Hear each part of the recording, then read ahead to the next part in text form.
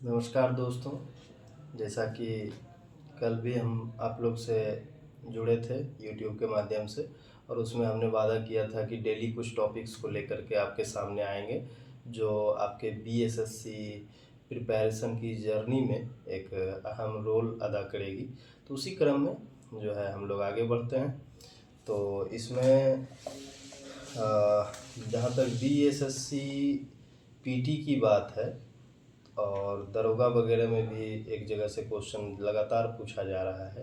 पहले इस तरह का पैटर्न नहीं था, और कुछ क्वेश्चंस ऐसे होते हैं जो आपको एक लीक से हट के कई बार पूछा जाता है। तो उसी तरह का आपको आज एक टॉपिक मैं बताऊंगा।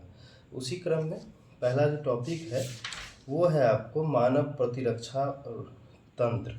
ठीक है, तो इसको आपको कहाँ से करना है वो भी मैं बताऊंगा, और सारी चीज़ें करते हुए हम लोग आगे बढ़ेंगे।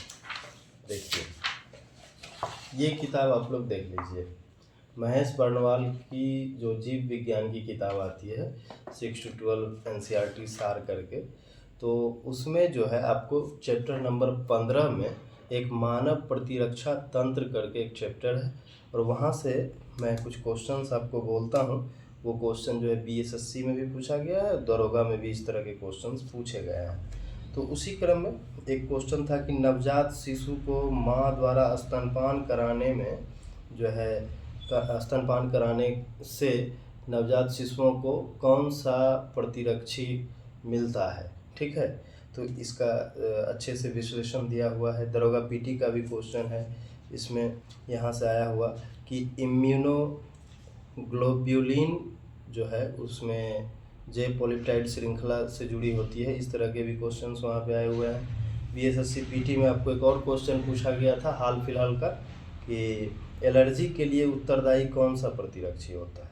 ठीक है, तो इस तरह के क्वेश्चंस जो हैं आपके एग्ज़ाम में लगातार अब आने लगे हैं, और ये पहले नहीं आते थे, अब यहाँ से क्वेश्चंस उठाया जा रहा है।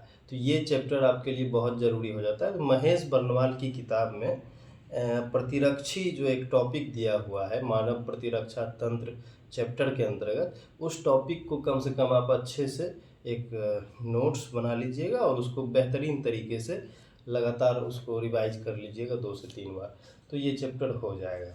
ठीक है, और दूसरी चीज़ है, जब हम बीएसएससी की जर्नी की बात करते हैं तो क्वेश्चंस को लेकर के एक ये रहता है कि कहाँ से क्या आएगा।